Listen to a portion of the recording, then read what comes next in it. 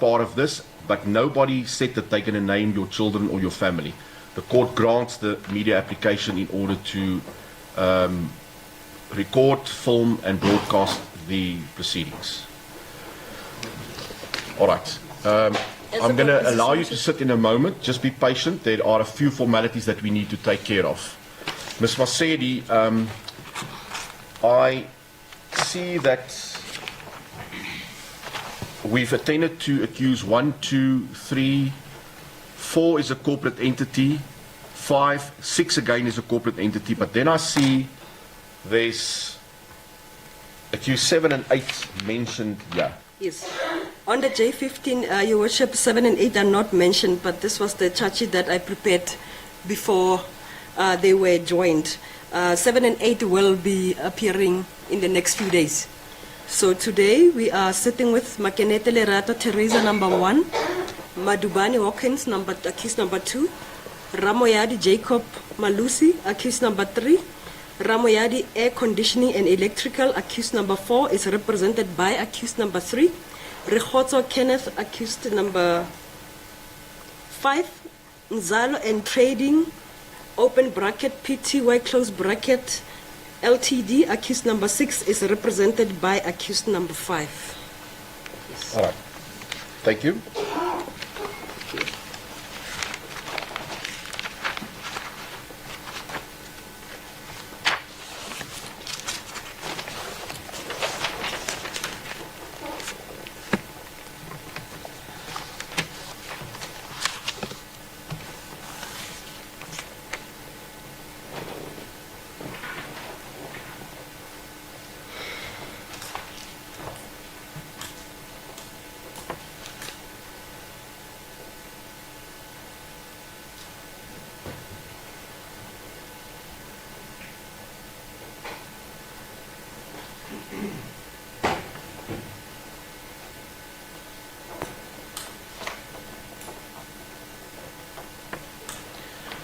Thank you. Ms. Masedi, you may inform the court the nature of the proceedings. Yes. Your Worship, as I have indicated that this is the accused's first appearance before the court and they have been represented. This matter is now a bail application which will proceed in terms of Schedule 5 based on the furtherance of a common purpose, and the amount involved is in excess of 33 million. Briefly, the facts are, as I have attached the charge sheet, and the accused also have a copy of the charge sheet. They were made aware at the time of their arrest, the charges they are facing. Accused number 1 and 2, two former Transnet executives intentionally and unlawfully defrauded Transnet 33 million rand during COVID-19 during the procurement of PPEs by unlawfully procuring breathalyzer straws at an inflated price from accused number 3 to 6 and their companies.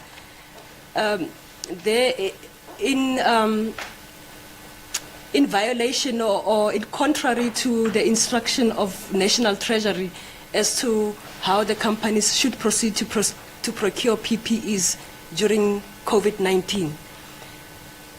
And this particular amount of money has been traced, as you can see, Your Worship, that the accounts of money laundering, count 4, 5, and 6, they have been charged with contravention of Section 4, 5, and 6 of POCA. The money was traced back from accused number 3, 4, 5, and their companies back to accused number 1 and 2. Therefore, we will then proceed in terms of Schedule 5, bail application. The court can also see the amount involved in page number, in the schedule, which is page number 11 of the charge sheet, Schedule A, where Ramoyadi received a lump sum on the 29th of April 2020. Ramoyadi Air Conditioning received an amount of 15,328,931 into its Standard Bank account from Transnet. Number 2, Nzalo Trading, which is represented by Rekhotso Kenneth, is received an amount of 9,901,534 into its Standard Bank account on the 13th of May 2020 from Transnet, and the last one we will not deal with today because it's not available. So the amount of money involved, it's in 33,834,698.40 cents. Now, the state is not in opposition to this particular bail application. That has also been discussed with the defense, and they have, in fact, prepared affidavit for the court to present. And the state is also aware of accused number 2 has a previous conviction of housebreaking with intent to steal and theft, which happened in 1987, where he received 7 cuts with a light cane as a punishment. So the state will still proceed with Schedule 5 despite that particular previous conviction. There are no other previous convictions that we are aware of. Rather, the investigating officer found on the system or during the profiling of the suspect, but this is what we will proceed with. But the state is actually not in opposition.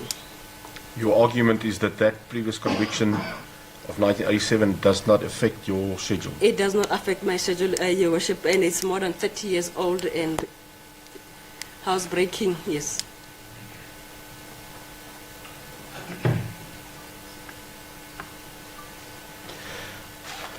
All right, thank you. Thank you, Your Worship. All right, applicant number 1, please stand up. I'm talking to your client, sir. I will address you at a later stage. Ma'am, please move closer to that microphone and then enter your full name and surname into the microphone.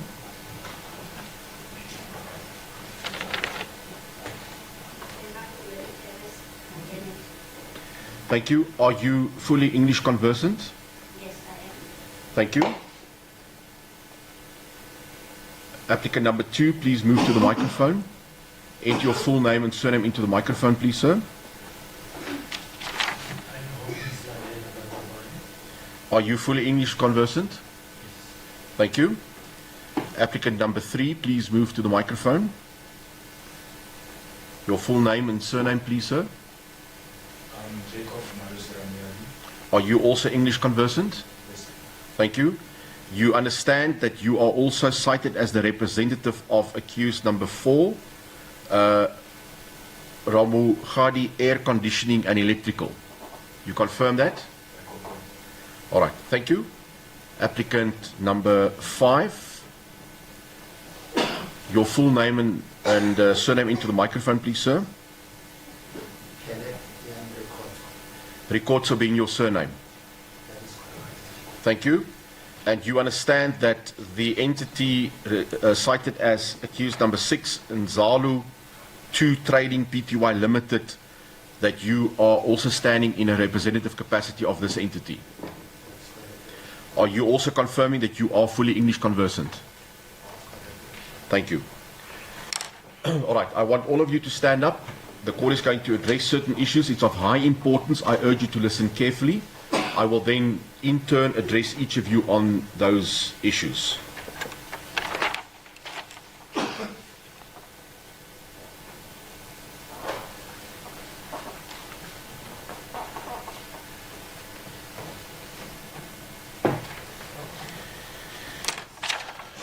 There is a duty on you to disclose to the court should you have previously been convicted of any offence at any time in any court. The time will be now to disclose that information. Perhaps if you have other pending cases, apart from this current one, not yet finalized matters, you must also disclose that information to this court now. Should you fail to disclose that information, the state by now would have already drawn a profile on you, and they will be aware of this information. If they find that you have not been honest with the court, they are entitled to prosecute you with an offence. Conviction of such an offence may lead to up to 2 years imprisonment plus the revoking of any bail that has been subsequently granted to you. Do you understand this, applicant number 1? Number 2? Number 3? And number 5? Let me just haste to say, by calling you by number, I mean no disrespect. It's just more streamlined and makes it easier, other than me having to address your name we've now already attached your specific name to a number. So please, I apologize in advance if I refer to you as a number. Applicant number 1, are there previous convictions that you wish to disclose? Any other pending cases? Is this the first and only time that you stand before a criminal court? Applicant number 2, are there any previous convictions that you wish to disclose?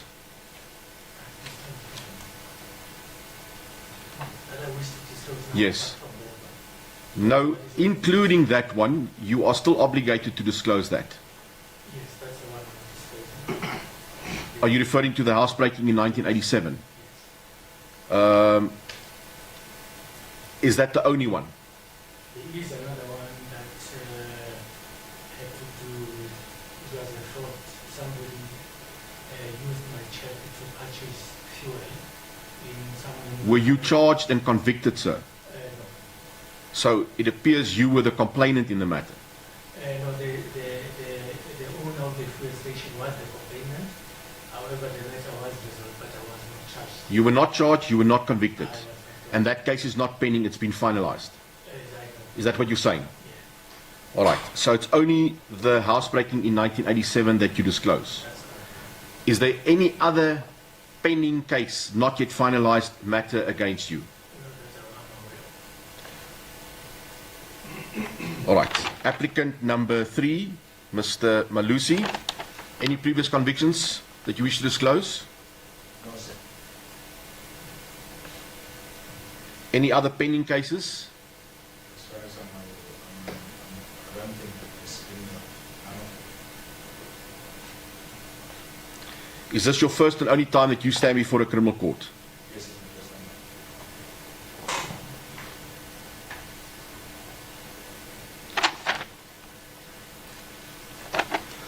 time. Mr. Rikotsu, number 5. Any previous convictions?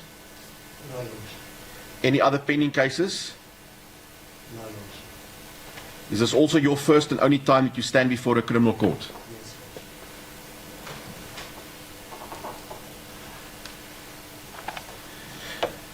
Lord. All right. I'm going to address you on another issue shortly. I will first attend to your legal representative, and then I'm going to ask you to stand up again. For the timing, you may be seated. All right. Mr. Makinta, for number 1 and 2, do you confirm that that information is in accordance with your instructions? That's correct. Are you in agreement with the state that that cited 1987 housebreaking in pertaining to applicant number 2 has no bearing on the schedule?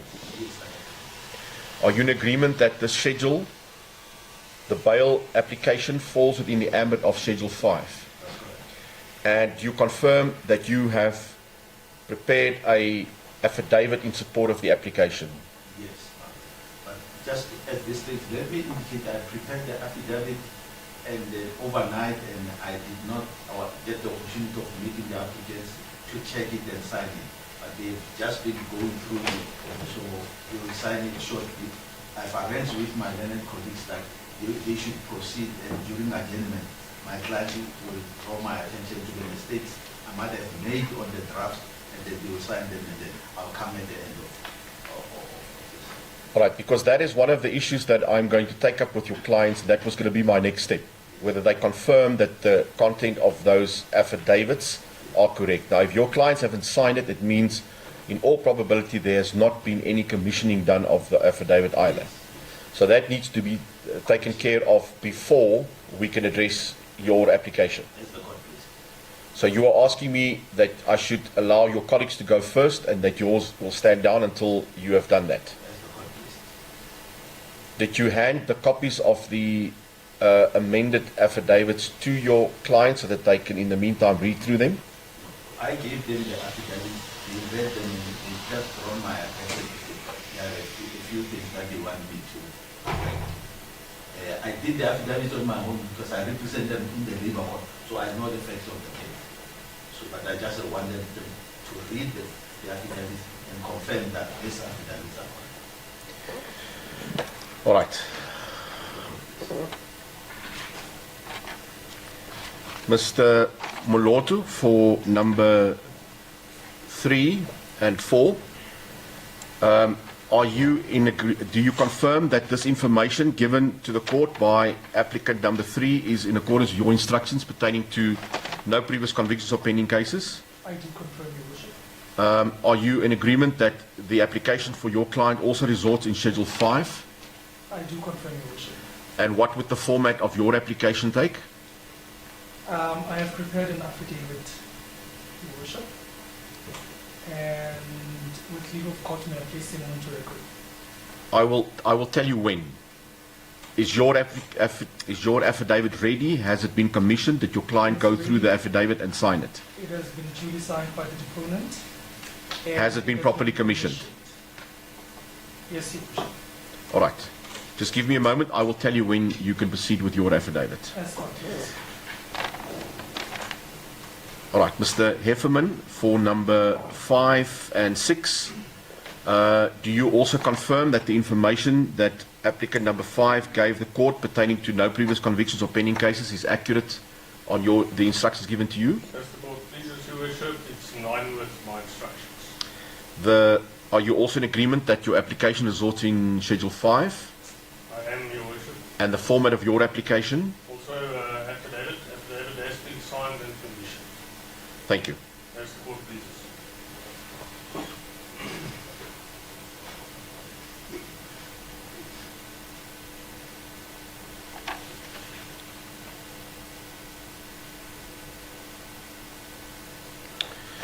All right, Ms. Masedi, I can either continue now with number 3 and 5 and come back to number 1 and 2, or perhaps so that we don't upset the sequence of the receiving of the documents, the affidavits, to give Mr. Makinta just a couple of minutes to attend to the formalities, and that he can have the affidavits of his clients properly commissioned. And he says there was something pointed out to him, he may just have to effect an amendment. So let's give him just a few minutes to do that, and then we can get started as soon as possible thereafter. Absolutely. The state has no objections to that, Your Worship, that we adjourn for a few minutes for Mr. Makinta to All right. consult and hand Okay, over thank you. the affidavits in sequence. Mr. Makinta, time is of the essence, so please attend to this urgently. We'll take a few minutes. Thank you. All right.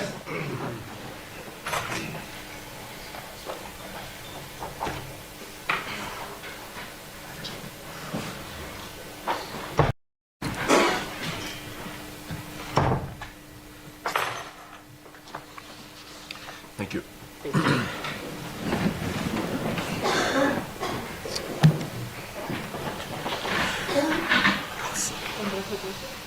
Thank you. We resume. Okay. All right, Mr. Makinta, are you now ready? I'm ready now. All right. Just give me a brief moment. I will tell you when you can present your affidavits. Can I have the applicants please rise again?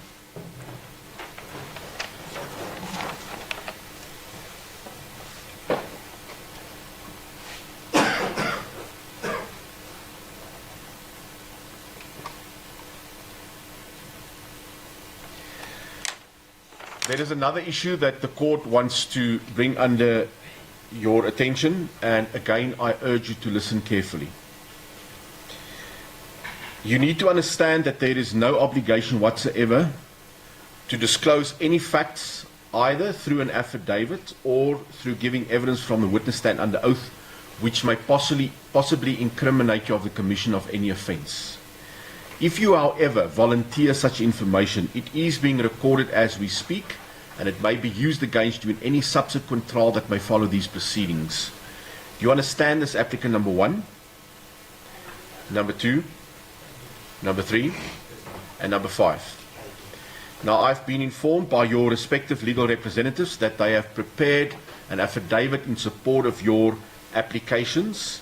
Have they gone through the affidavit with you, and are you now aware of the content of the affidavit? Applicant number 1, number 2, number 3, and number 5. Now, I'm going to allow them in turn to present your respective affidavit. I urge you to please listen carefully when they read it out aloud. At the conclusion of the reading, the court will confirm that the content is accurate as well as true. Do you confirm this, applicant number 1? Did you understand? Number 2, do you understand? Number 3, do you understand? And number 5, you understand? All right. Are you satisfied that your representative may present the affidavit in its current form? Applicant number 1, number 2, number 3, and number 5. Thank you. You may be seated. Please listen to the reading of your affidavit. All right. Thank you, Mr. Makinta. Let's start with the first applicant's affidavit. Can I have the original so I can follow, please?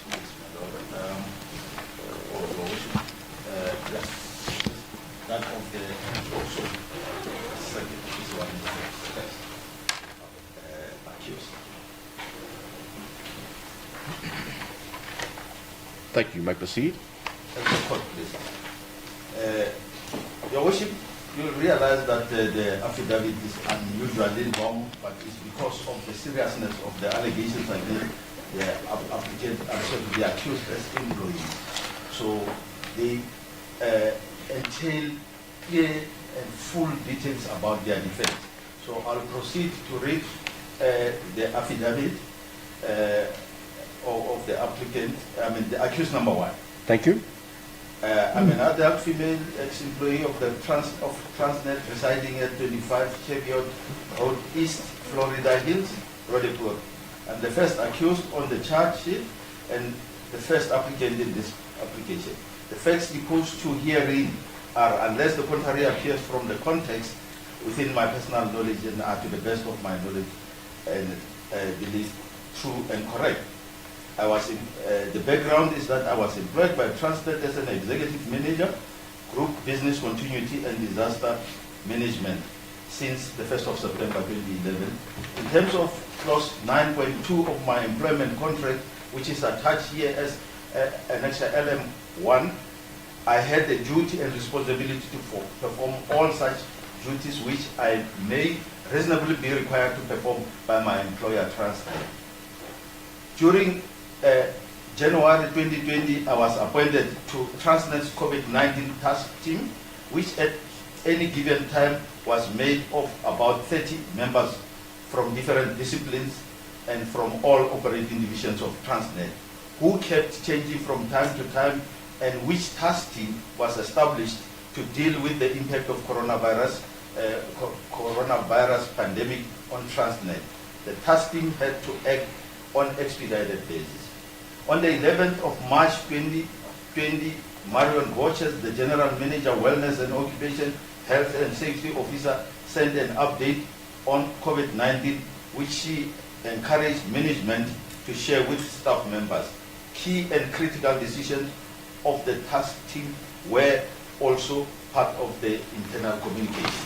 The task team resolved that a safety representative member of the task team would be responsible for compiling a memorandum on behalf of the task team to enable the Chief People's Officer to request authorization from the Chief Procurement Officer for the procurement of personal protective equipment, including disposable breathalyzer straws, and mandated and instructed each member to contact potential suppliers of COVID-19 products, including PPEs, directly and on urgent basis to do everything they could do to convince the COVID-19 product suppliers to sell to Transnet, subject to limiting procurement to the prescribed budget and predetermined prices. The procurement resolution was a temporary measure pending finalization of a long-term procurement policy. In carrying out the mandate and instructions of the task team, some members of the task team contacted potential suppliers and did everything possible to convince them to sell to Transnet to secure COVID-19 PPEs, which supply were in short supply as production was at its lowest and demand at unprecedented high levels due to COVID-19 impact. Suppliers submitted quotations to the members of the task team, including me. The quotations of those who met the requirement as per the decision to procure were submitted to the Chief People's Officer for consideration. The Chief People Officer assessed them and approved some. Eventually, 3 service providers, suppliers, were appointed by the Chief People Officer to deliver the requisite number of straws, that is accused number 468. Those are the companies that were awarded the tender. According to my understanding of the papers, at the special tribunal case number GP15/2023, accused 468 supplied a total number of 1,053,204 packets of 100 straws each, and Transnet received and paid for them at about 29 cents per straw. The appointment of accused 4, 6, and 8 was preceded by 2 decisions within Transnet. The first was a decision to approve 1 million packets of 100 disposable breathalyzer straws each at, of disposable breathalyzer test straws at about 31 million, taken on the 20th of March 2020, that is the date of the decision, by the procurement officer, Corley Janssen van Rensburg. The second decision was to approve the quotations from the suppliers and was taken on or around the 23rd of March 2020 by the Group Executive Strategy convener, Kaya Ngema, together with Okhotli Satek. I submit that I was not involved in the decisions to procure the straws and to approve quotations from the suppliers. However, I received quotations from the supplier as it was my responsibility too, and escalated them over to those who had the powers to approve. The task team executed its duties fully in compliance with the policies applicable to it at the time, and duly participated in the process of convincing potential suppliers of PPEs to sell their products to Transnet within the prescribed rules and policies, including the prescribed budget.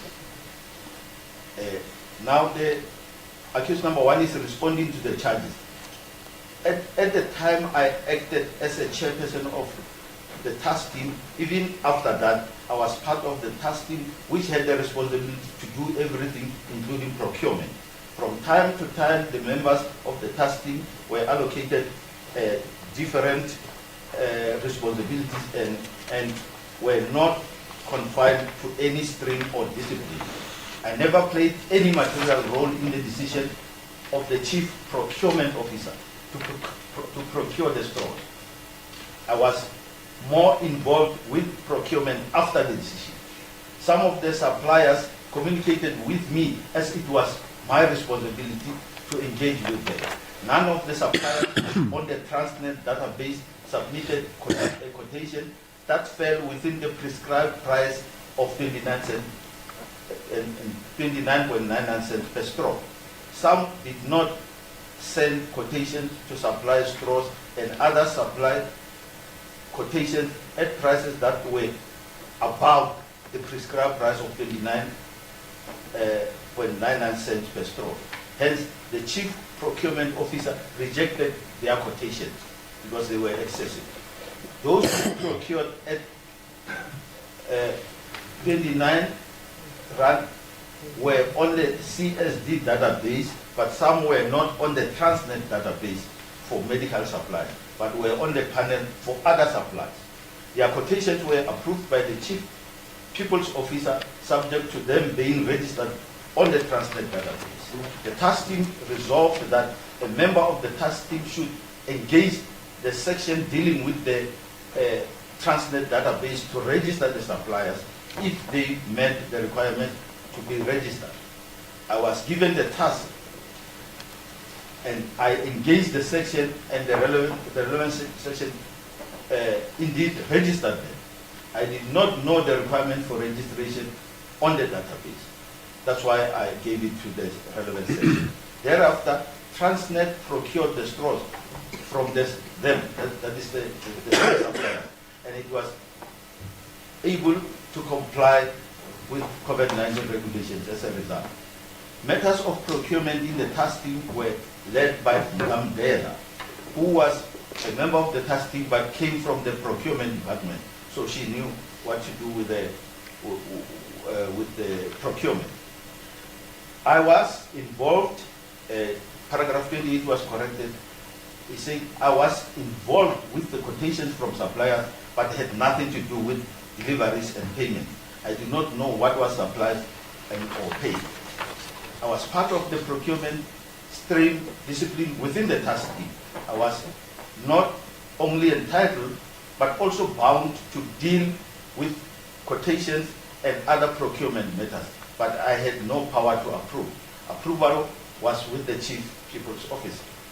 There was no requirement that in what I did, I had to adhere to the National Treasury instruction. It was the decision makers who had to ensure compliance with legislation, and that's what informed their decision. It is the first time I hear that Patlani is a sole director of Pathways, and Patlani is not a cousin of my husband. She's responding to the allegation in the charge. All payments made were due to me.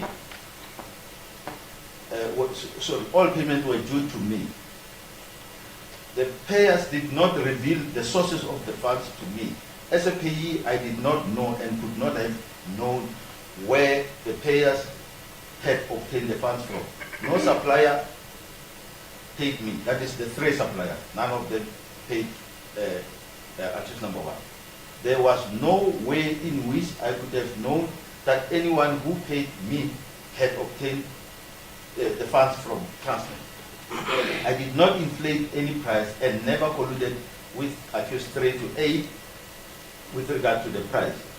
I never defrauded Transnet at all, let alone for 33,834,698.4 or any amount. I never colluded or had any common purpose with anyone to defraud or steal from or launder money related to Transnet. The accused number one quotes the charges, and in response to the charges on paragraph 36, she indicates that there is some ambiguity and or vagueness with the charge, and as a result, it is not clear to me what I'm accused of. However, I will try to answer it according to my understanding. With regard to paragraph 1, I never procured straws or determined price of straws alone with accused number 2 or with anyone. I had nothing to do with determining the price of straw. I never represented that any price was fair and or reasonable. After the procurement decision by Janssen van Rensburg, the members of the task team, including myself, were instructed to do everything possible to secure supply of the straws, subject to the prices determined by the Chief Procurement Officer. My co-task team members and I contacted different potential suppliers to supply the straws in terms of the decision. However, as all those who succeeded were given contact details of task team members, including mine, so that when they went to the different sites to supply and could not find the place or person to receive the supply, they should contact us to assist, including with alternative contacts. I might have assisted in this regard. I never represented that any of accused 3 to 8 was registered supplier of medical group and or PPEs. I never negotiated the price of straws and was not in any way involved in such negotiation. I do not even know as to whether or not there were any such negotiations. I never represented to anyone that I had negotiated prices or represented that any amount was the lowest amount negotiated with accused 3 to 8, or that any amount would save Transnet money and not waste cost. Since 2021 and throughout the disciplinary inquiry, the labor court case and the special tribunal case, I have never been accused of having made any representation regarding the prices or amounts to be paid for straws, and or whether or not Transnet would save any money and not waste cost. I never made any representation regarding any negotiations and not about the National Treasury instruction. I never made any representation about any negotiations being in good faith or that Transnet would not incur any expenditure, wasteful or otherwise, or that it will suffer no loss. I never negotiated or entered into any agreement with accused 3 to 8 and not signed any such agreement. I never approved any quotation by any of accused 3 to 8. I was never authorized,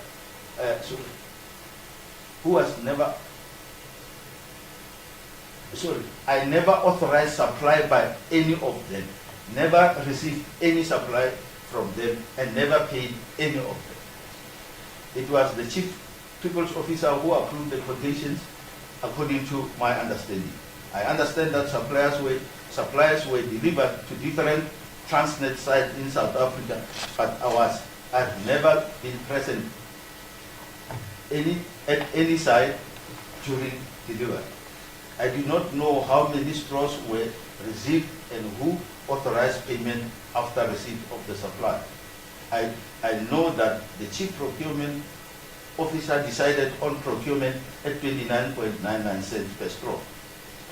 What the state, the SIU and Transnet are silent about, which is crucial, is the identity of the persons who approved procurement at 29.99 cents and how many straws were actually supplied. Who authorized payment at such a high amount of 29 rand per straw, which is about 100 times more than the predetermined price, and why? Transnet and the SIU have not taken any steps against such people, disciplinary, civil or criminal, or any step against such people who appear to have caused Transnet a huge loss, according to its allegations. The only people against whom steps are taken is accused 2 and I.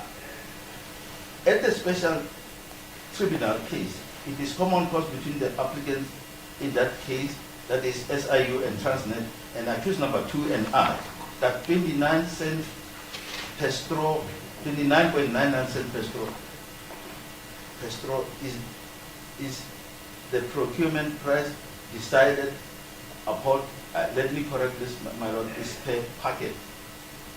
Your worship will realize that there is an error. If one looks at the argument throughout, it is 29.99 cents per straw is the procurement price decided upon by Transnet, represented by Chief Procurement Office, and that it is fair. Yeah, the price is 29 cents, not rand. So the paragraph 56 is correct. I missed that part. Paragraph 57, I never stole any money alone or with someone or some people. As stated in the background, according to the information from the suppliers, as pleaded,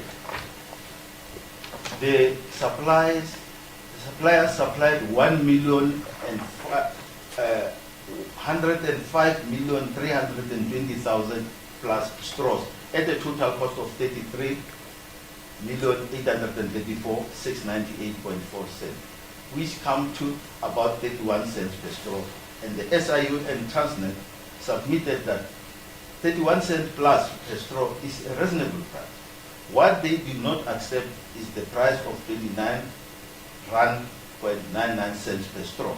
And I submit that if they paid this amount, it would not only have been ridiculously high and excessive, but also excessively higher than the predetermined price of 29 cents.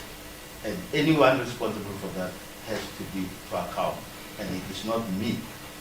According to the SIU and Transnet's papers at the special tribunal, the money was not stolen but was paid by Transnet after receiving the straws, and that it used the straws to the full. The only material dispute in that case is the quantity of the straws. Transnet, of the straws Transnet received. With the SIU saying they were 1 million plus straws, Transnet being silent on the actual quantity it received, and the supplier saying they supplied 1,053,200 packets of 100 straws. It is Transnet that should bring the court into its confidence and disclose exactly how many straws it received, and if it paid more than the 29.9 cents predetermined by the chief procurement officer, why it did that contrary to the decision.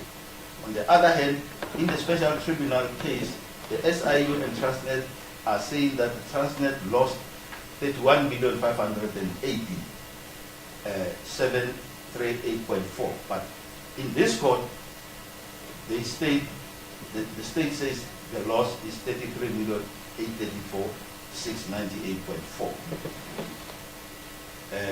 Moving to count number 4, I quote the charge was quoted, and then the applicant responds from page 63. So the accused responds from page 63. No one informed me. I did not know and could not have known that 33 million plus or any amount was proceeds of unlawful activity.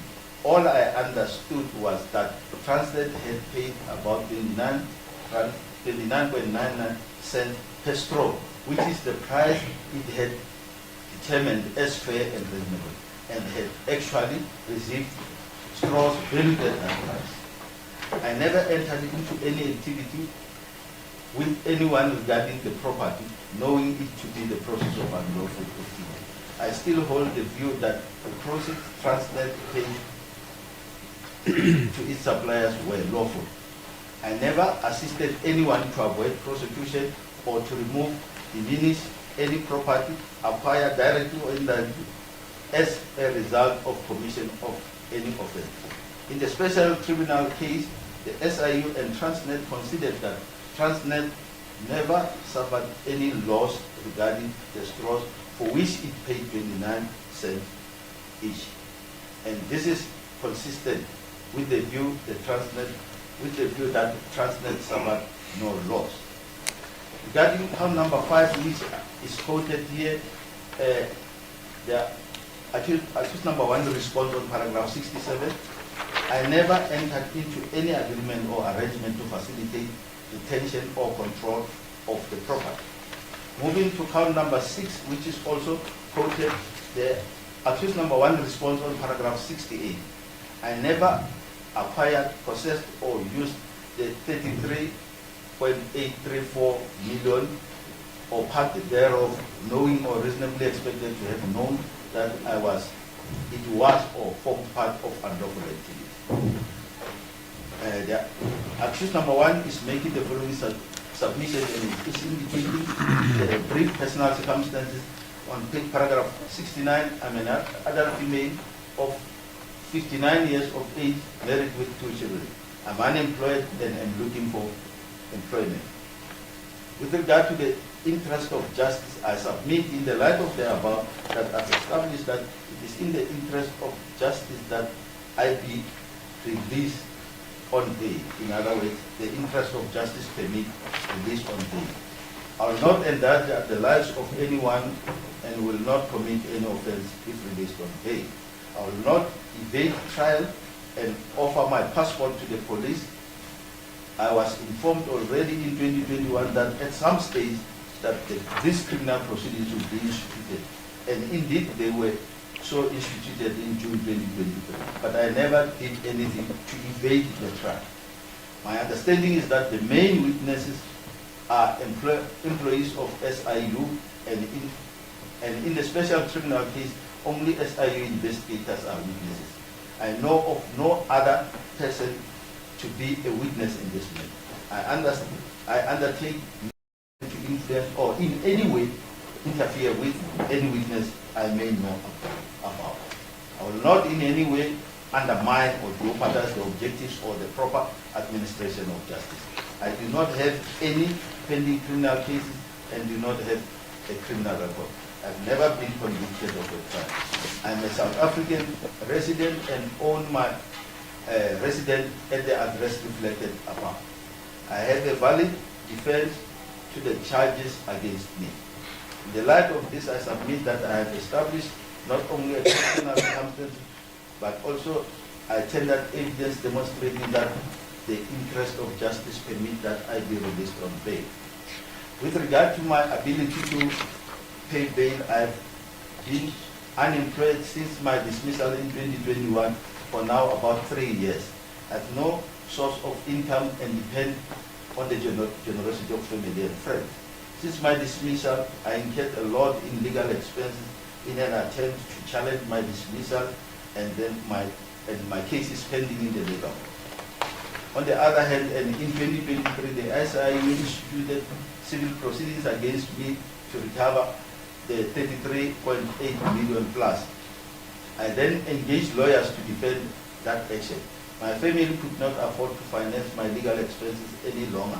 In March 2024, my then attorney withdrew as my representative, and I subsequently negotiated with my current representative to take over. Even then, I struggled to pay my legal fees and were in areas with payment. The SIU case was scheduled to be heard on the 25th and 26th of July 2024. That is, it was scheduled to start the day after tomorrow, but was removed from the roll around on Friday the 19th. At that stage, my family had already paid part of the legal expenses for the intended hearing. Around the end of last week, I was informed about this case, and I had to resort to family again to assist with legal expenses. As a result of this, I have no money of my own to pay bail. I again depend on family to pay bail for me. And in certain instances, I borrowed money to pay bail. As a result, I can only afford to pay 10,000 as bail, even though I'm aware that the charges are untaxable. And it was commissioned. Yes, it was commissioned. Thank you. Applicant number 1, please stand up. Mrs. Makanete, do you confirm that you understood the content of this affidavit that was read aloud by your legal representative? Do you further confirm that each and every fact contained therein is true as well as accurate? Thank you. The court will receive this affidavit in support of the first applicant as Exhibit A to the record.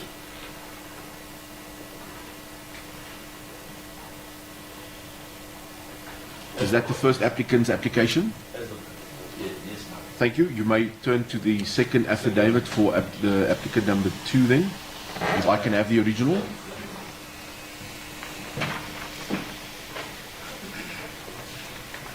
Thank you. You may proceed. Thank you, ma'am. The affidavit reads, I understand Landela Hawkins Maliwan to hereby make oath and state I'm an adult male employee of Transnet and residing at 36 Farm Drive, Malbatten in Johannesburg. I'm the second accused on the charge sheet and the second applicant on this application. The facts proposed to herein are, unless the contrary appears from the context within my personal knowledge and are to the best of my knowledge and belief true and correct. With regard to the background, I was employed by Transnet as a manager, enrollment, environment, health, and safety since the 6th of February 2006.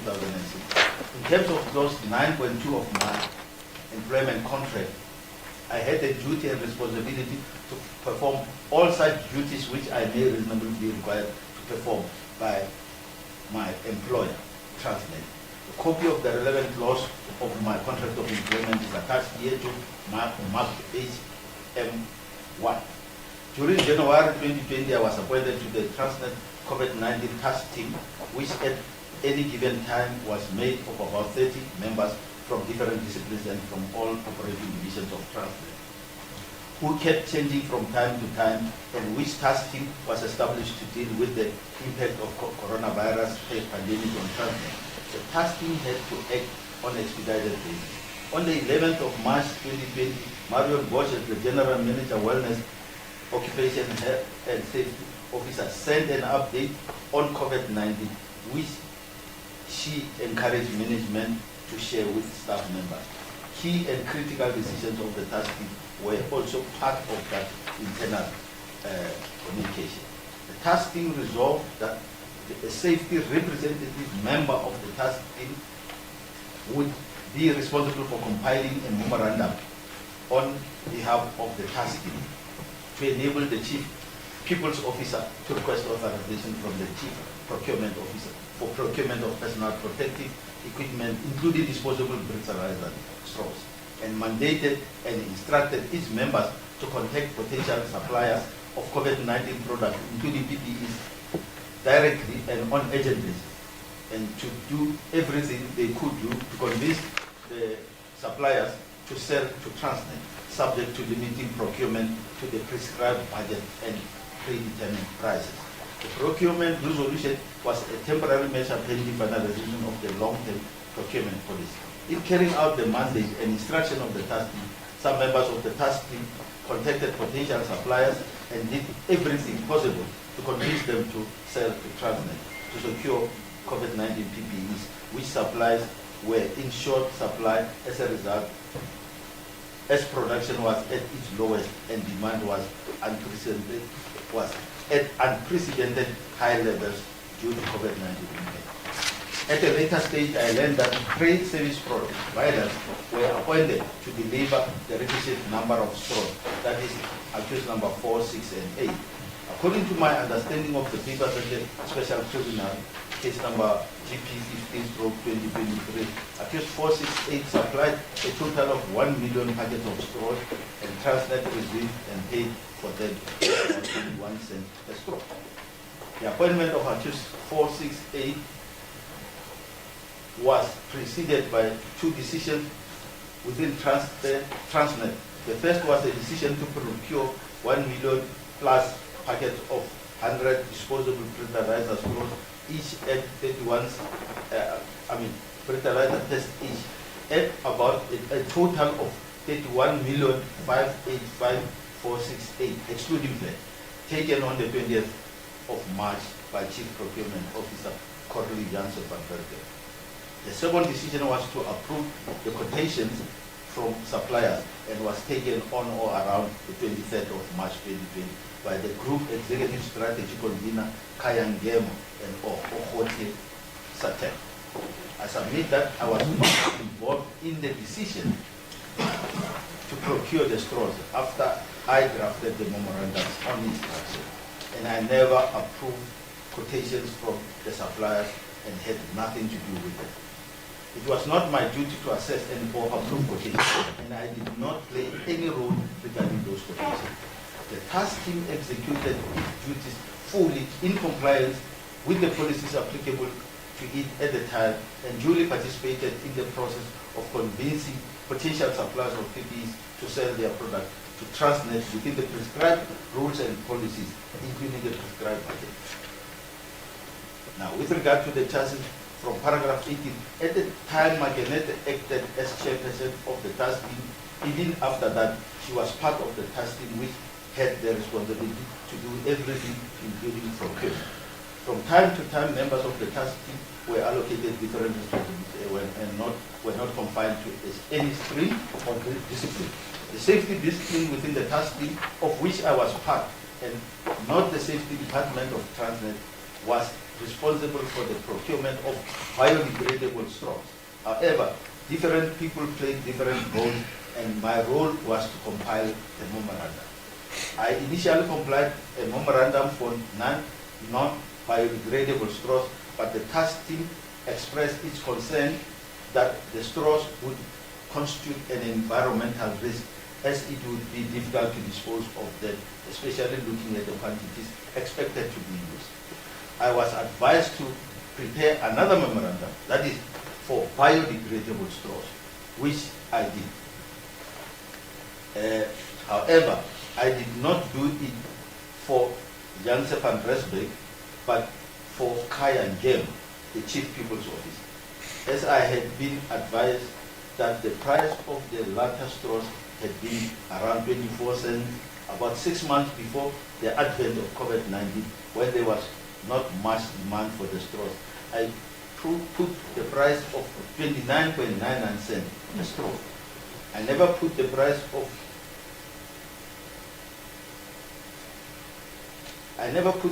1 million straws, but 1 million packet of 100 straws per packet at about 8 million. The suppliers never communicated with me, and I do not know of any process they initiated for them to be put on the CSD or Transnet database. I was not involved with the issue of the database. My memorandum that is relevant in this case is self-explanatory and is attached here to mark HM2. My calculation in the initial memorandum for 489,400 packets of 100 straws is at 7 rand for each packet. I never requested approval, but prepared a memorandum on a template intended to be used by the Chief People's Officer to request approval. If the Chief People's Officer was satisfied that the memorandum contains all the information the task team wanted me to put in it, he would use the memorandum to request the Chief Procurement Officer to make a decision on procurement. The first memorandum was halted because the straws in it were not biodegradable and not to inflate the prices. That is, the reason for holding that was not to inflate the prices. In fact, the prices in the first memorandum were higher than those in the second memorandum. After my second memorandum, I did nothing regarding procurement by the supplier.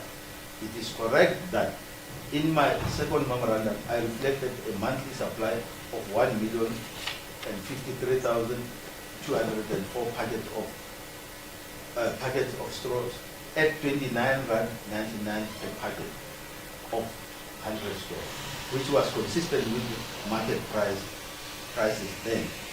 As I was not involved in the quotation, deliveries, invoices, and payment, I do not know what was quoted, what was applied, what was invoiced, and what was paid. I never sought quotation from accused 3 to 8. I was not part of procurement, of the procurement department or procurement stream, discipline of the task team. At the time, there was no requirement that in what I did, I had to adhere to the National Treasury instruction, and I had nothing to do with procurement from the 3 suppliers. Mayaba never made any payment to me, and this was confirmed by the SIU investigator Makafula in his affidavit before the special jury. All payments made to me were due to me, and the payers did not reveal the source of the funds to me. As a payee, I did not know and could not have known where the payers had obtained the funds from. I did not inflate any price and never colluded with accused 3 to 8. I never defrauded Transnet at all, let alone 33 million plus or any amount.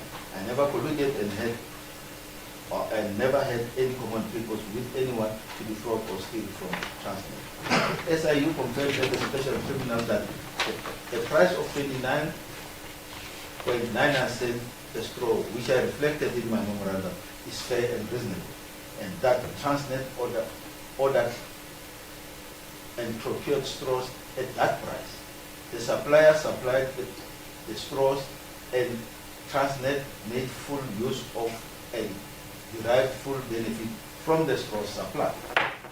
What the SIU and Transnet did not do and does not do in this case is to disclose the quantities of straws Transnet received and why Transnet paid over 33 million for the straws if the price was not the 29.99 cents approved by Transnet for the acquisition of the straws.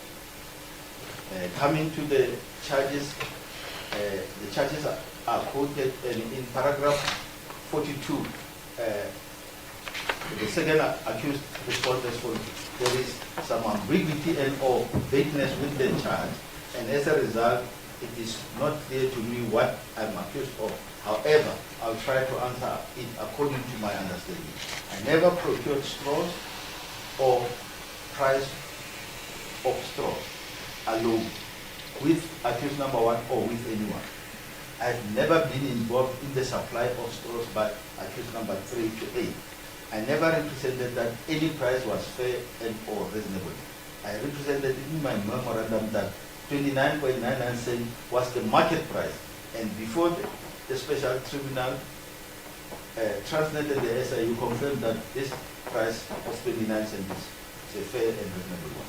As stated in the background above, I was instructed to use a prescribed template to put market information, including the then prevailing market prices of biodegradable straws on the template, which I did as part of my duties as a member of the COVID-19 task force. I sent the template on the 16th of March 2020 to the Chief People Officer, as I was required to. Thereafter, the Chief People Officer made a request to the Chief Procurement Officer regarding acquisition of biodegradable straws. Eventually, the Chief Procurement Officer decided that Transnet should procure the straws at 29.99 rand per packet of 100 straws. That is 29.99 cents per straw. After the decision, the members of the task team were instructed to do everything possible to secure the supply of the straw, subject to the prices determined by the Chief Procurement Officer.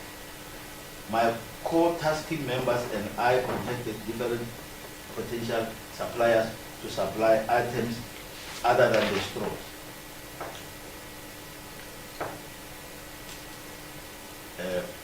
None of those I contacted quoted and succeeded to secure an agreement to supply Transnet with the straw.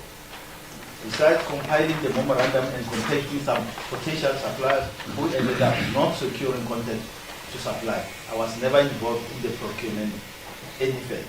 However, as all those who succeeded were given content details of task team members, including mine, so that when they went to the site to supply and could not find the place or the person to receive the supply, they should contact us to assist, including providing with alternative content details. I never represented that any of the accused 3 to 8 was a registered supplier of medical group and or PPEs.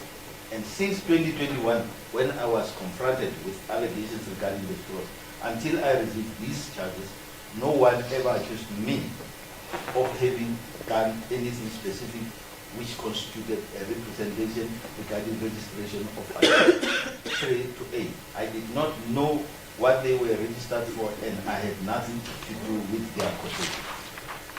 I never negotiated the price of straws and was not in any way involved in such negotiation. I do not even know as to whether or not there was any such negotiation. I never represented to anyone, and has never been Transnet's case communicated to me at any stage since 2021 until I received these charges. Not at the disciplinary inquiry, not at the legal court or special tribunal, that I had negotiated prices or represented that any amount was the lowest amount negotiated with accused 3 to 8, or that any amount would save Transnet money and would not be wasted cost. Since 2021 and throughout the disciplinary inquiry, the labor court case and the special tribunal case, I have never been accused of having made any representation regarding the prices or amount to be paid for straws, and or whether or not Transnet would save any monies and not waste cost. Throughout, it has always been Transnet's case that I compiled the memorandum, which I admit and still admit. I admitted and still admit. Although the memorandum was altered by hand after I had submitted it to the Chief People's Office, and it is not in dispute that I'm not responsible for the alteration. The memorandum, Your Worship, is attached as an annexure to this affidavit, so it speaks for itself. I never made any representation regarding any negotiations or the National Treasury instruction. I never made any representation about any negotiation being in good faith or that Transnet would not incur any expense, wasteful or otherwise, or that it would suffer no loss. I never negotiated or entered into any agreement with accused 3 to 8 and never signed any such agreement. I never approved any quotation by any of the accused 3 to 8, never authorized supply by them of the straws, never received any supply from them, and never paid any of them. It was the chief people officer who approved quotation according to my understanding. I understand that supplies were delivered to different Transnet sites in South Africa, but I have never been present at any site during the period.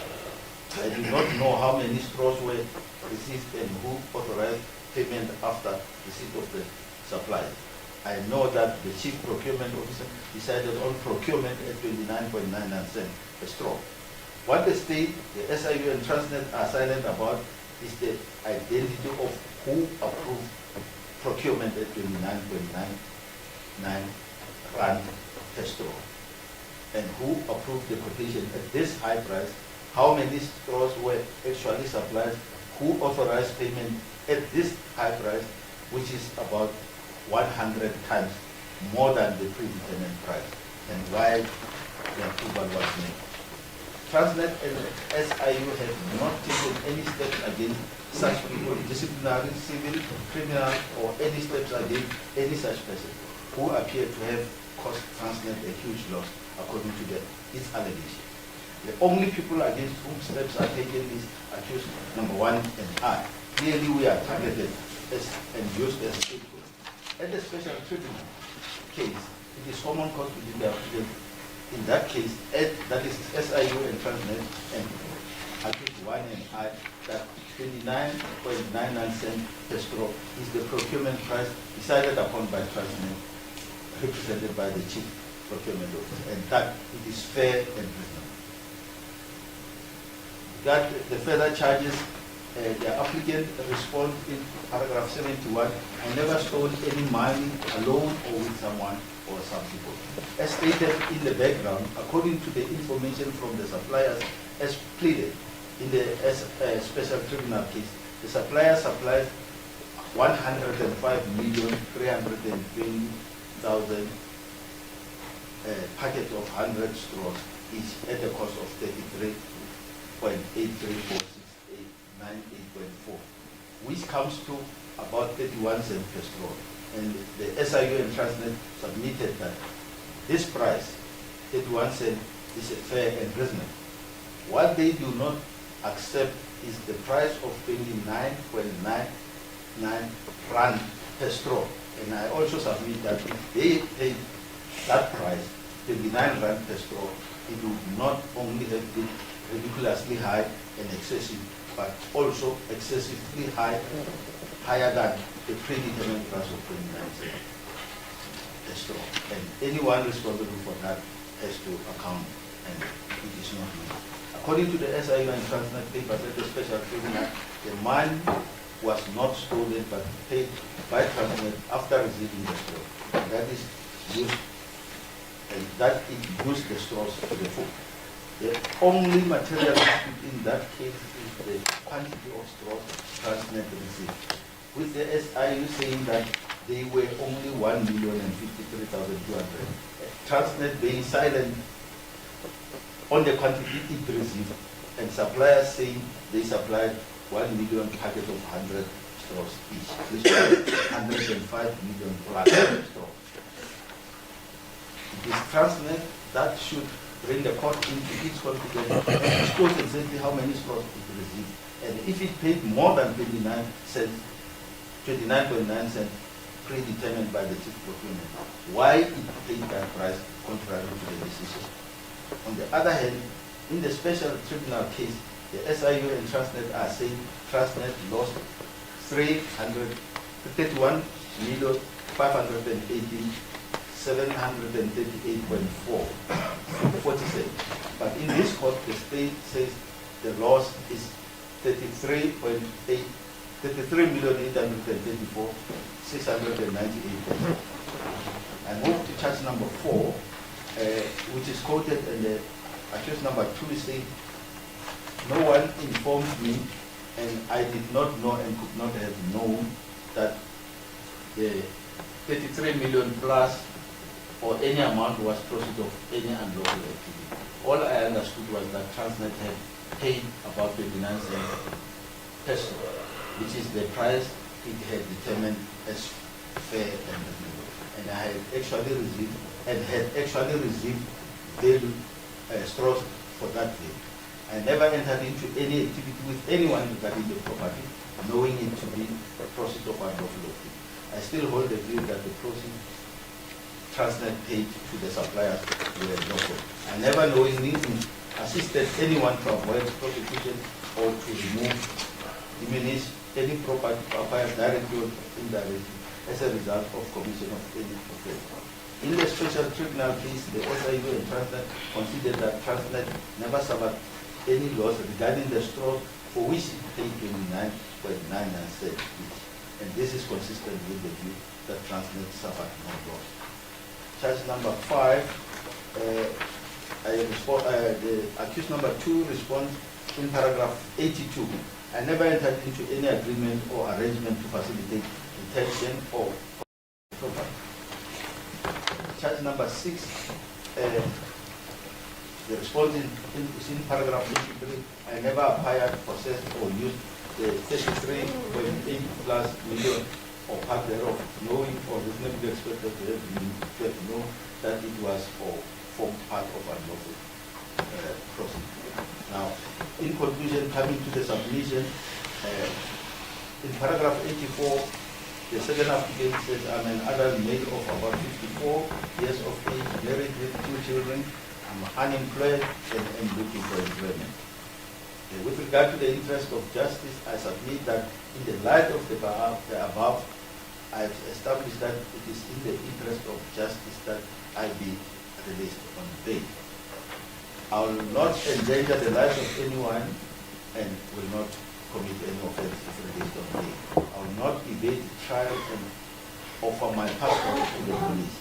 I was informed already in 2021 that at some stage that these criminal proceedings would be instituted, and indeed they were so instituted in June last year. But I never did anything to evade the trial. My understanding is that the main witnesses are employees of the SIU, and in the special tribunal case, only SIU investigators are witnesses. I know of no other person to be a witness in this matter. I undertake not to attempt to influence or in any way interfere with any witness I may know about. I will not in any way undermine or prejudice the objectives of the proper administration of criminal justice system. I do not have any pending criminal cases. I've never been convicted of any criminal offense except in 1987 when I was still a young boy of about 19, when together with my co-pupils we boycotted a teacher, marched in the street, and some of the people jumped into the yard of residents lining the street. About 10 of us were arrested and punished with 7 lashes each. In 1996, my checkbook was stolen and was apparently used to purchase petrol in Makar. The check bounced as I had stopped its payment. The filling station owner laid criminal charges against me. I went to Makar when I became aware of the incident, and the police viewed the video recording of the incident, and the person paying with my check was not me, and the signature was not mine. The police dropped the case against me. I'm a South African resident and own my residence at the address reflected above. I have a valid defense to the charges against me. In the light of this, I submit that I have established not only exceptional circumstances, but also as tendered evidence demonstrating that the interest of justice permit that I be released on bail. With regard to the ability to pay bail, I've been unemployed since my dismissal in 2021. For now, about 3 years, I have no source of income and depend on the generosity of family and friends. Since my dismissal, I incurred a lot of legal expenses in an attempt to challenge my dismissal, and my case is pending in the legal court. On the other hand, in 2023, the SIU instituted civil proceedings against me in the special tribunal to recover the 33 million plus. I then engaged lawyers to defend that action. My family could not afford to finance my legal expenses any longer. In March 2024, my then attorney withdrew as my representative, and I subsequently negotiated with my current representative to take over. Even then, I struggled to pay the legal fees and way in arrears with payment. The SIU case was scheduled to be held on the 25th and 26th of July, that is to start the day after tomorrow, but was removed from the roll around Friday last week. At that stage, my family had already paid part of the legal fees for the intended hearing. Around the end of last week, I was informed about this case, and I had to resort to family again to assist with the legal fees. As a result of this, I have no money of my own to pay bail. I again depend on family to pay bail for me. In certain instances, I borrow money for bail and others. As a result, I can only afford to pay an amount of 10,000 as paid as the purchase.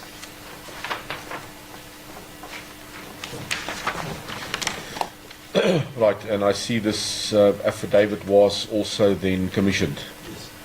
Right, thank you. Applicant number 2, please stand up. Did you understand the content of the affidavit that was read into the record on your behalf? Yes, I do, Your Lordship. What is still of the truth is a minor detail, just the number that is not recorded correctly. I just saw it now. Please approach your client. Let's hear what it is.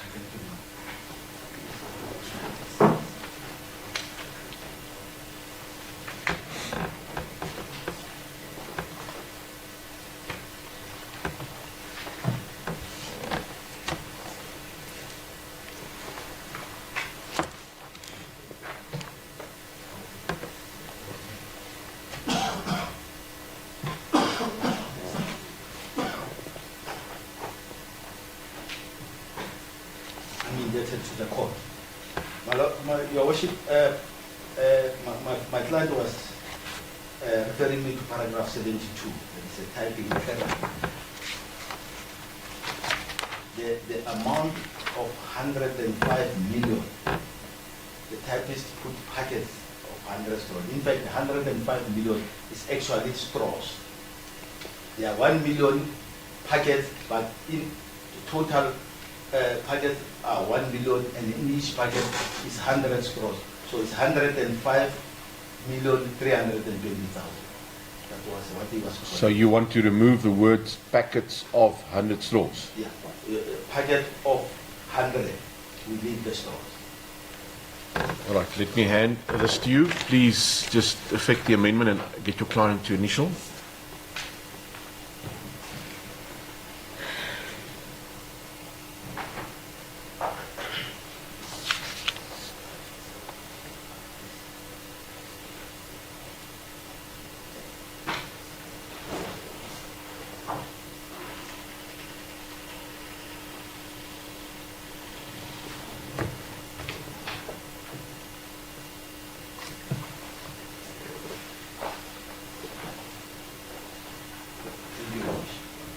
Thank you. Applicant number 2, do you confirm that each and every fact contained in this affidavit is then true as well as accurate? Thank you. The affidavit in support of the second applicant's application for bail is then received and marked Exhibit B to the record. Does that conclude the second applicant's application? Yes. All right, thank you. Let's move to applicant number 3, Mr. Molotu. Escort solution. I have prepared an affidavit in my constituency motor record. Thank you. May I proceed? In the Regional Division of Gauteng held at the Palm Ridge Commercial Crimes Court, case number SOC/50/24 between Jacob Malusaramia and applicant and state respondent, affidavit in support of the application. I, the undersigned, Jacob Malusaramia, do hereby state under oath that I am an adult male and a South African citizen born on the 29th day of May 1983. I am duly authorized to depose to this affidavit, the contents of which I accept where the contrary appears from this context, within my personal knowledge and are to the best of my knowledge and belief both true and correct. I am the applicant in this matter, in which I seek relief from this honorable court to be released on bail. I respectfully submit, as I would demonstrate herein, that the interest of justice permits my release on bail. In any event, the dictates of fairness and justice in view of the peculiar facts herein warrant that I should not be deprived of my liberty and that I should be released on bail. I make this affidavit out of my own free will, and I have not been unduly influenced to depose hereto. The purpose of this affidavit is to provide the honorable court with my personal circumstances, as well as to address the factors to be considered by the honorable court as contained in section 60, subsection 4 to section 60, subsection 9 of the Act. I am 41 years old. I currently reside at number 207 Crescent Park, 282 Johan Haynes Drive, Gesina, Pretoria. My legal representative of record is duly advised me that in the event I am granted bail, I shall be expected for all purposes to remain at this address, and if there are any changes, to inform the investigating authorities of such changes, pending the finalization of this matter. I am a single person with 2 children aged 11 and 9 respectively. However, I am not the primary caregiver to both these children. Nonetheless, I am responsible for both their financial support and co-parenting duties as their father. I am a business owner and sole director of Ramayadi Air Conditioning and Electrical CC, which is also cited as the 4th accused in the charge sheet here too. As the director, I earn 15,000 rands on average monthly, depending on the turnover generated by the company.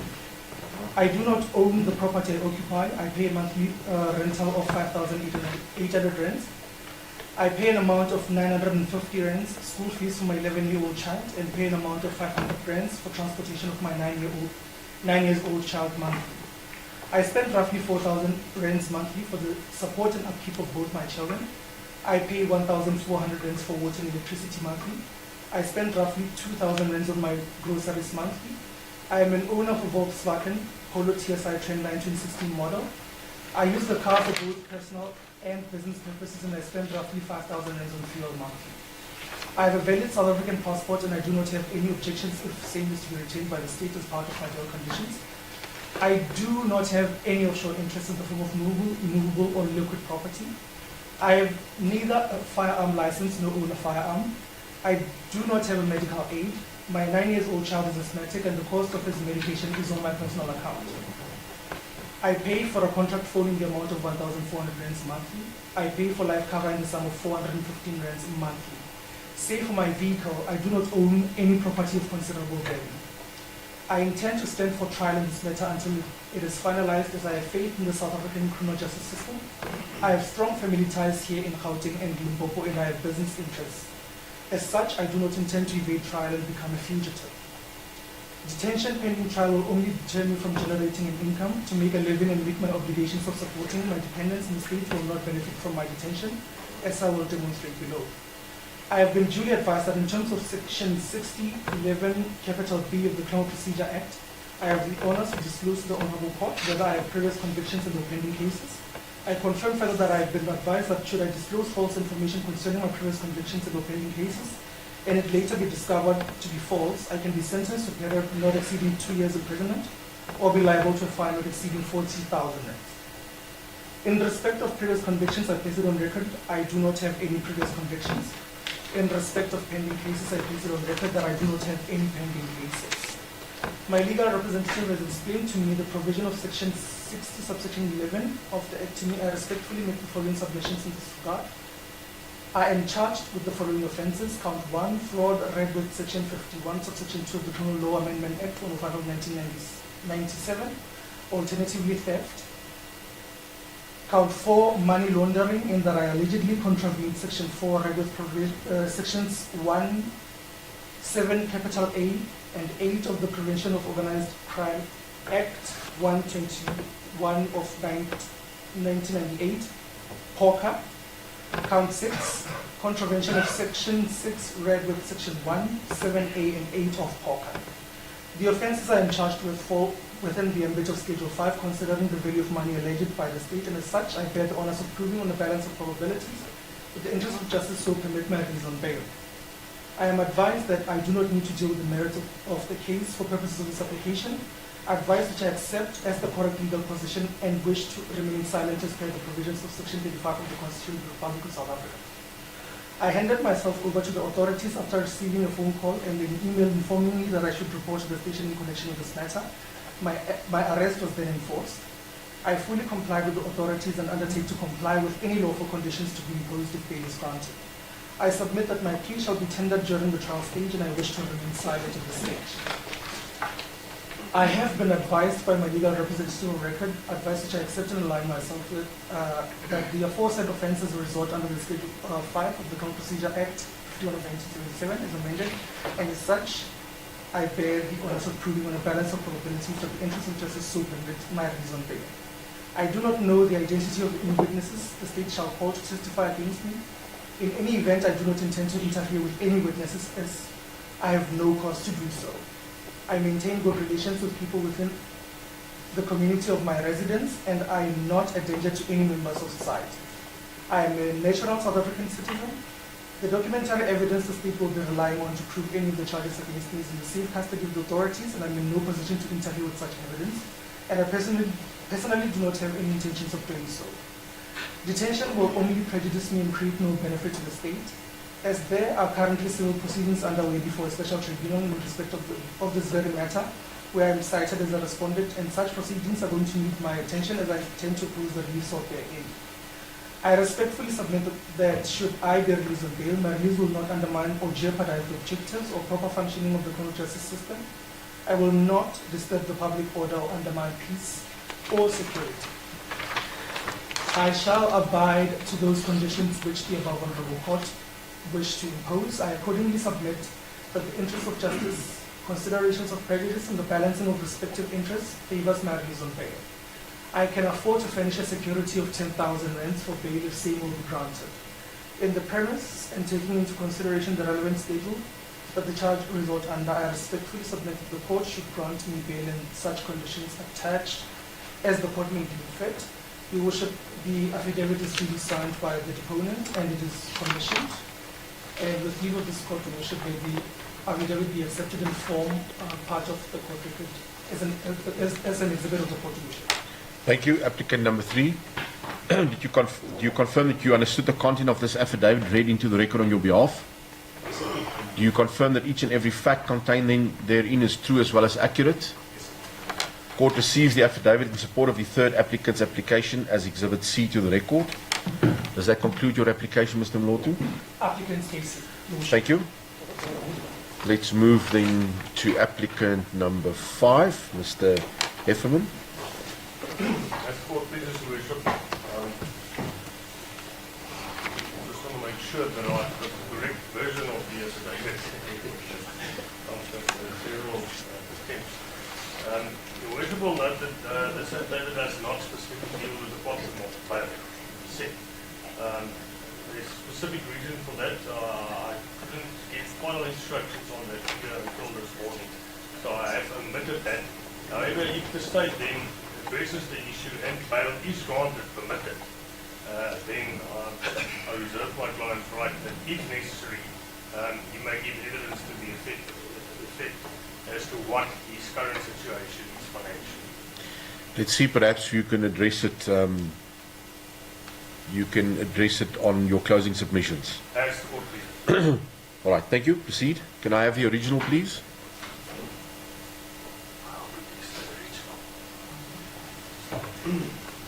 Thank you.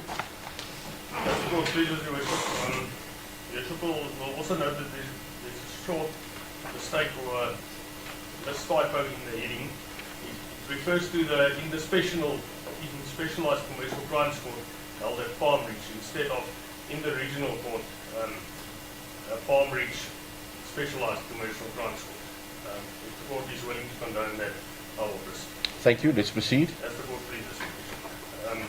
Affidavit in support of bail application, Schedule 5, ID undersigned, Kenneth Jan Rikotso, ID number 8006015408088.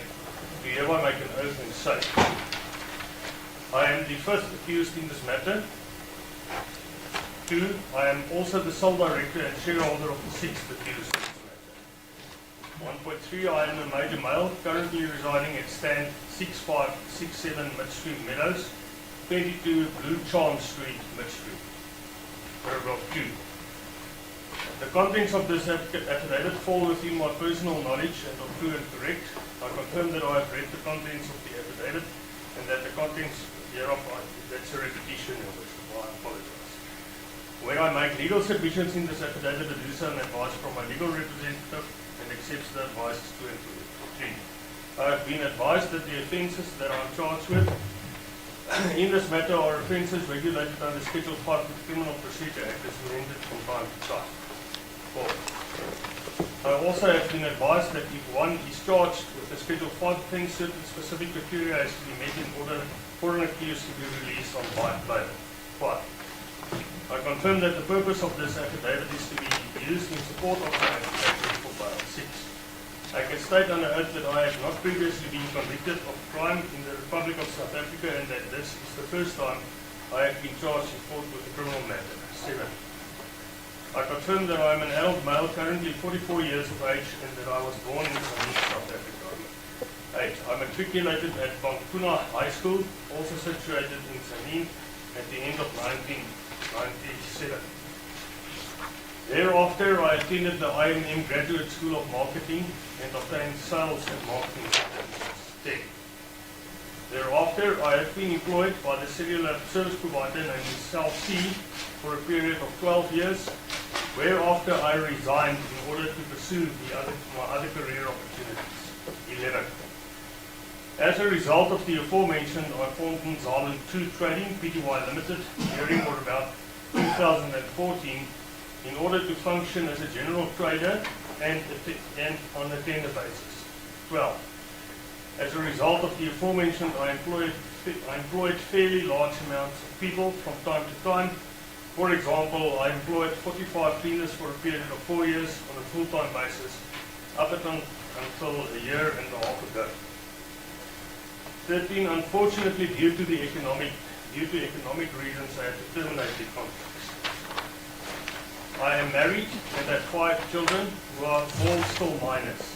Their ages vary between the ages of 8 years and 17 years of age. All the children reside with me and my wife. Reside with my wife and myself. 15. I am the main breadwinner in the common household. 16. I therefore need to be economically active in order to support my wife and children as they depend on me. 17. I confirm that I have a South African passport and confirm that as part of my bail conditions, should the court grant me bail, I am willing to hand the passport over to the prosecutor in this matter. 18. I confirm that I do not have any friends or family living abroad. 19. I have been advised not to talk or to discuss this matter with any of the other co-accused in this matter and confirm that I will abstain and refrain from doing so. 20. I respectfully submit that I am therefore not a flight risk and that I will strictly attend the court proceedings in this matter until the matter has been finalized against myself in my personal capacity and in my capacity as director. I further confirm that I suffer from chronic myeloid leukemia, with which condition I have been diagnosed during 2018. I also attach here to Marcus and lecture KR1, a letter from Dr. Van Tomberg dated 22nd of July 2024 confirming my medical condition. That is attached to the affidavit. The consequences of what will take place in the event that I do not stand trial in this matter have been explained to me in detail, and I confirm that I fully understand the seriousness thereof, and then it is signed by the plaintiff. I therefore humbly submit that it would be in the interest of justice if bail be granted against the accused number 5 in this matter. As the court pleases. Applicant number 5, please stand up. You confirm that you understood the content of the affidavit read into the record on your behalf? Yes, I do. Do you confirm that each and every fact contained therein is true as well as accurate? Yes, I do. Thank you. Court receives the affidavit in support of the 5th applicant's bail application as Exhibit D to the record. Does that conclude the applicant's application, Mr. Hefferman? Indeed, so, Your Worship. Thank you. Respondent?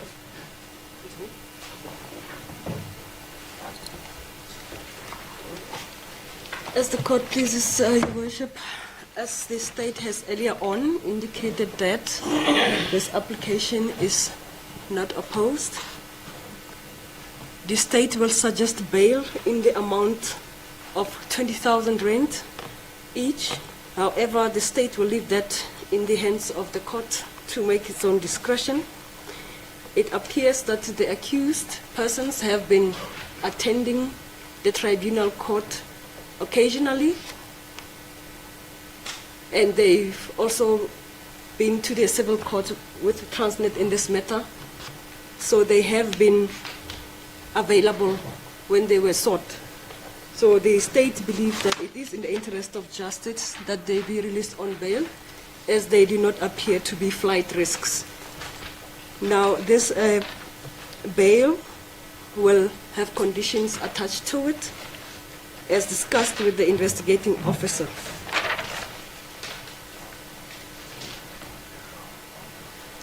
The number one is that they must reside at the given addresses. Should they decide to relocate or find another place, I believe applicant number 3 is renting a place. Should they decide to find another place of residence, they must inform the investigating officer in writing and give her a 30-day written notice. It's Lieutenant Colonel Annalise Jordan. They have met her.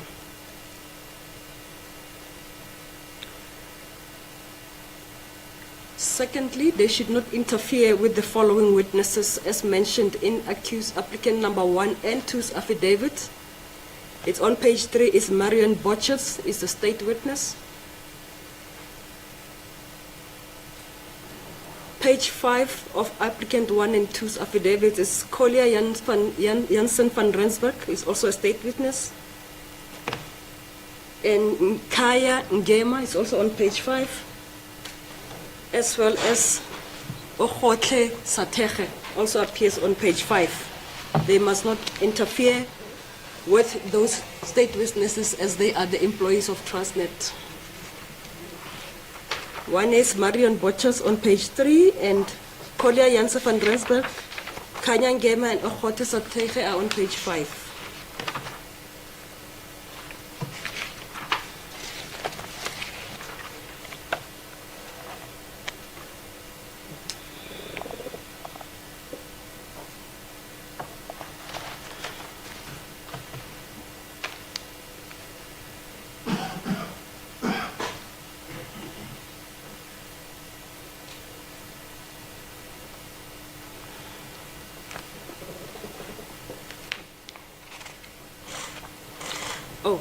They must have passports to myself or to the investigating officer as arranged.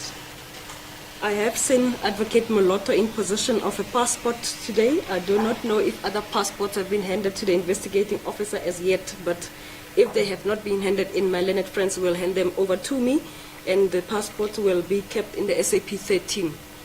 And the applicants must not apply for new passports.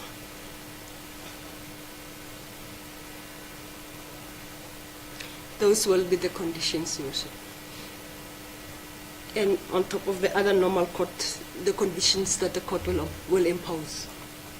Thank you, Your Worship. Just one question. The 30 days in writing a notification to Lieutenant Colonel Jordan if there is to be address made. If that notification is slightly less than that because of circumstances and they have to move at a much shorter notice, can we reduce that perhaps to 14 days? We will accept a reduced notice, Your Worship.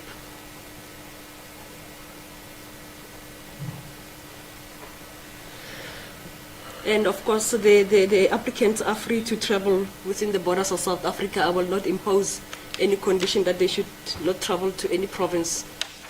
Were their residential addresses confirmed and found to be positive? That is correct, Your Worship. The accused or the applicants have in fact been in touch with Lieutenant Colonel since last week, Thursday already. And over the weekend, they have been together, they've been liaising with her together with their attorneys since last week, Thursday. So they have known about this matter since at least last week.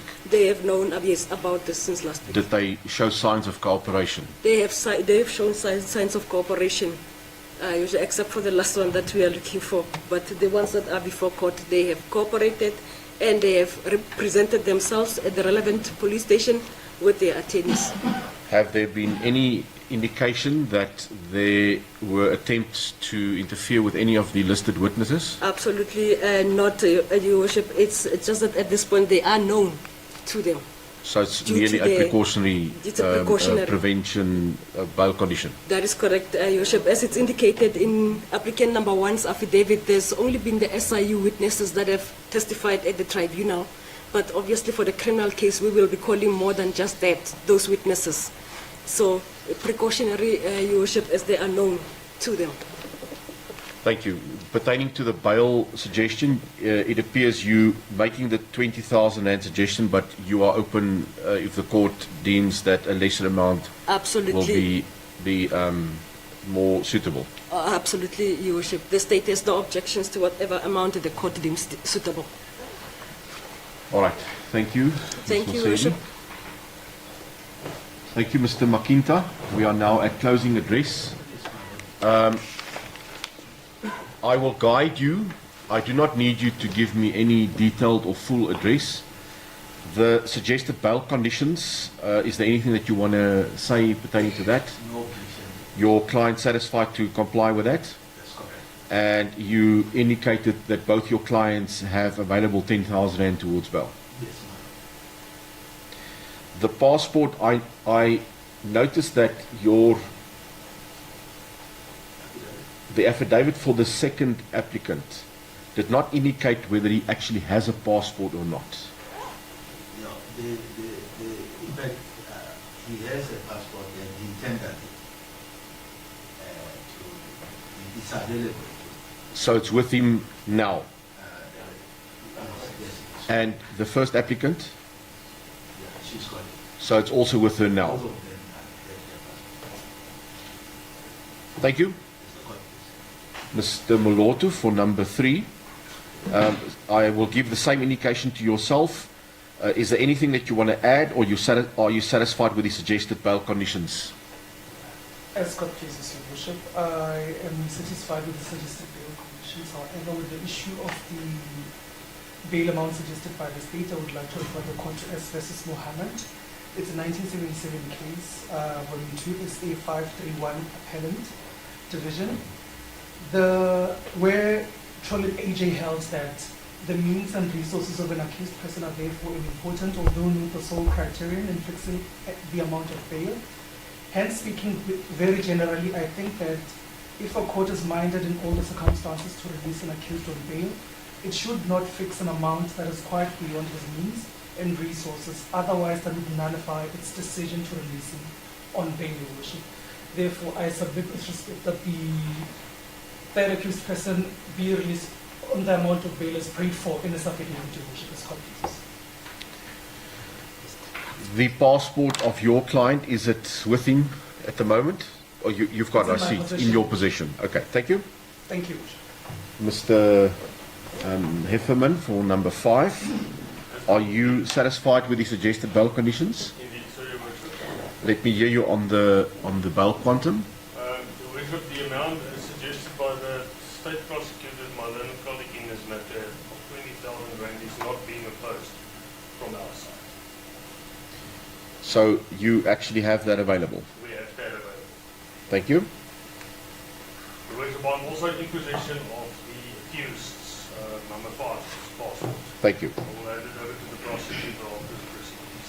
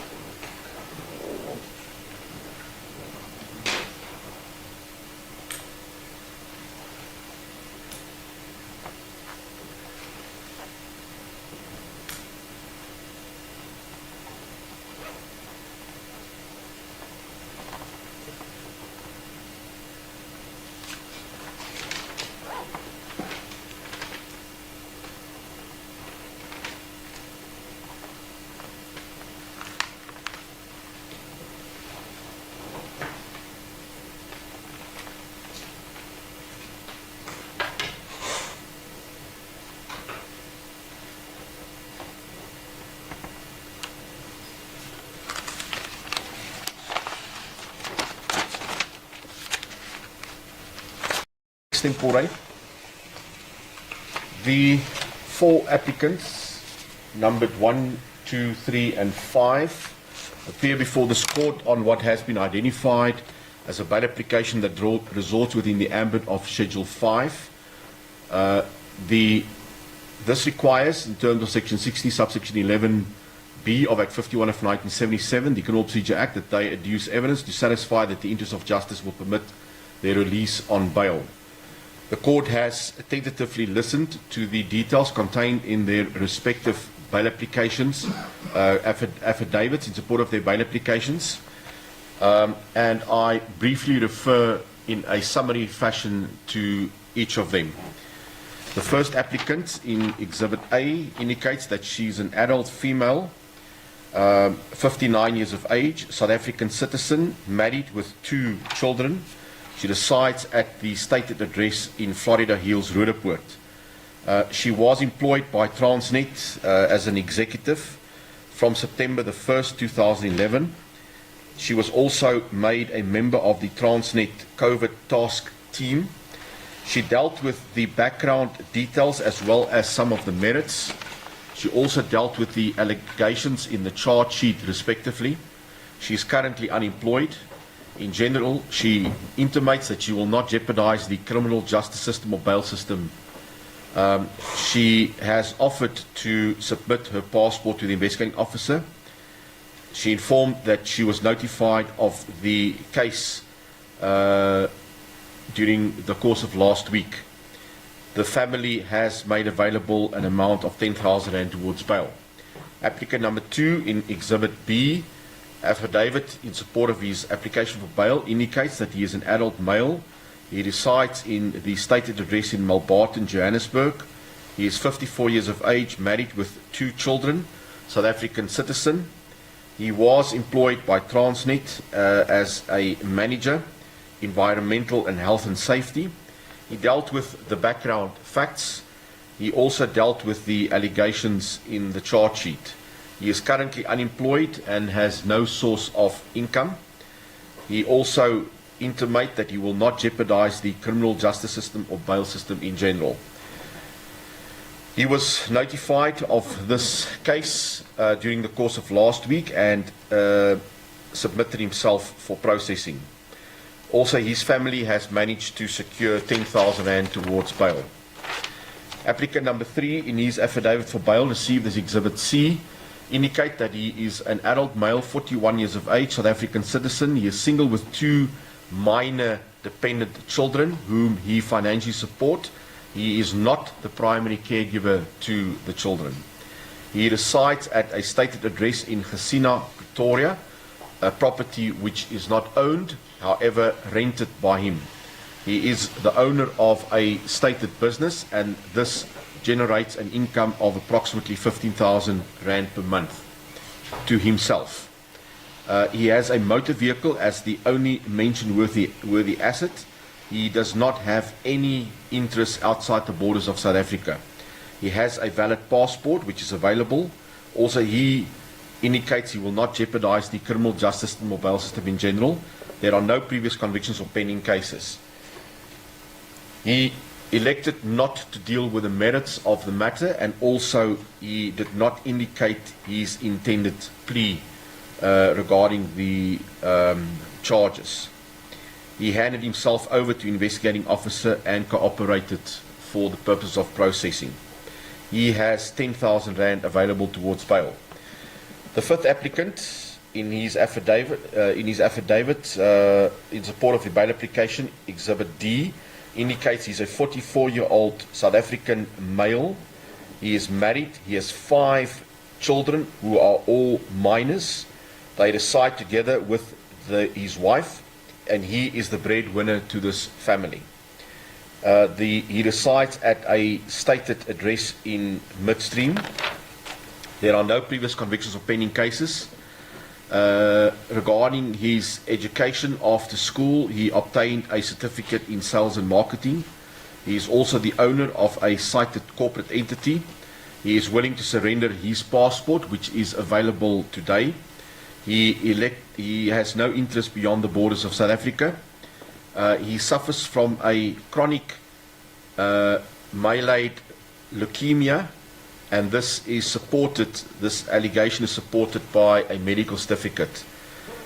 He did not cite the availability of bail in the affidavit, but I have heard his legal representative indicate that even the 20,000 rand will be available for purposes of bail, to secure bail. Those were the merits contained in the respective affidavits in support of the application for the 4 applicants. The respondent is not opposed to the application for the granting of bail. In terms of the provisions of the Criminal Procedure Act, they must provide the court with the reasons for not opposing a Schedule 5 or 6 application for bail. I've listened to Ms. Masedi's submissions that the applicants are not considered a flight risk. They have positively confirmed the addresses, and they harbour no fear that any of the applicants will interfere with the witnesses. However, as a mere safeguard, they ask the court to incorporate a bail condition of no contact with the 4 names cited witnesses in applicant number 2's bail affidavit. The state submits that indeed the interest of justice will permit the release of the applicants on bail.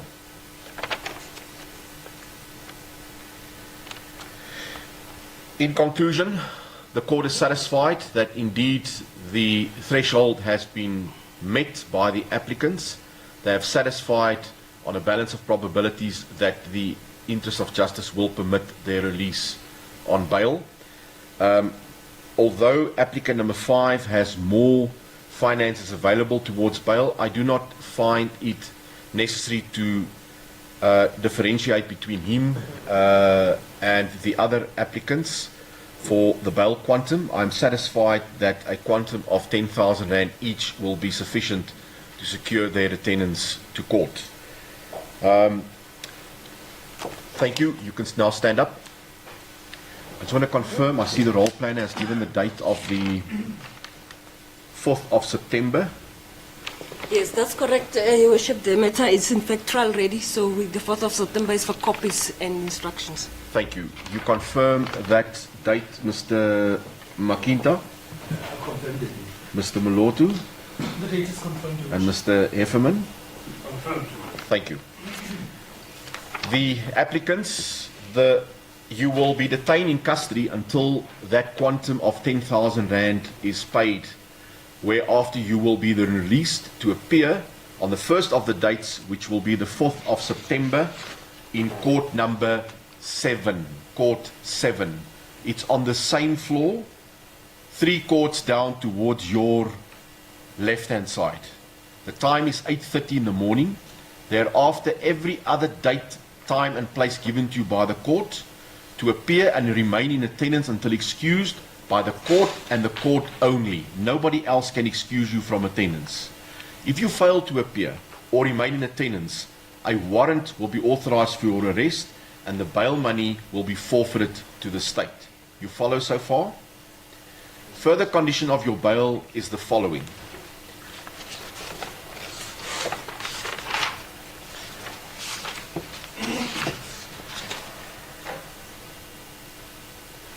Your passport is to be handed today to Ms. Masedi, the prosecutor, who will hand it in turn to the investigating officer for safekeeping.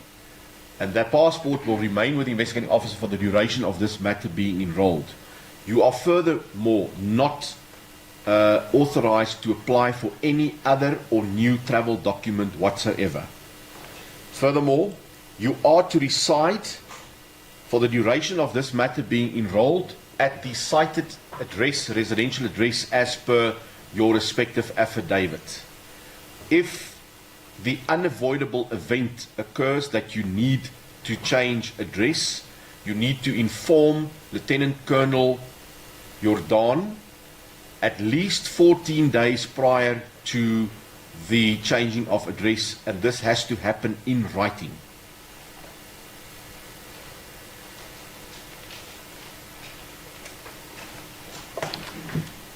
A further bail condition is that you are not to engage directly or indirectly into any contact with the state witnesses, Marion Borcherds, Corlia Jansen van Rensburg, Kaya Ngema, and Ogotle Satege for any reason whatsoever.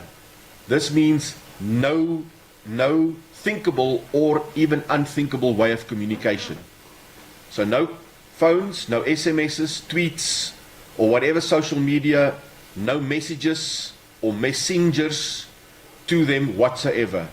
My suggestion to you is, if for whatever reason you see them approach you in a shopping mall, turn and walk the other direction without engaging whatsoever. I will excuse you on their behalf for not greeting them. No contact whatsoever. Please do not put yourself in any circumstance where somebody can say you try to engage or communicate with them. Do you understand this, applicant number 1, number 2, number 3, and number 5?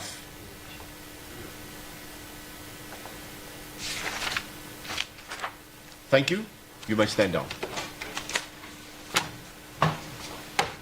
Thank you, Your Worship. That concludes the roll for today.